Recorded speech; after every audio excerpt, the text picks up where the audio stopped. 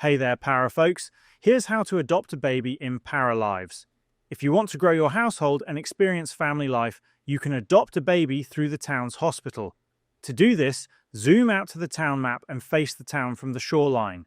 Then, pan your camera to the left until you find the hospital marked with a large plus sign. Zoom in and hover your mouse over the hospital entrance until it highlights.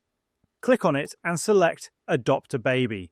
Your para will then travel to the hospital. Once they enter the building, the adoption process will take a few in-game hours to complete. When it's finished, a new window will appear asking you to name your adopted child. Enter a first name, choose a last name if you'd like to change it, and click OK to confirm. After that, your newly adopted baby will officially become part of your household. And that's all of it. If this video helped, please leave a like or comment and subscribe to the channel for more straightforward guides. Thanks for stopping by, and see you in the next side quest.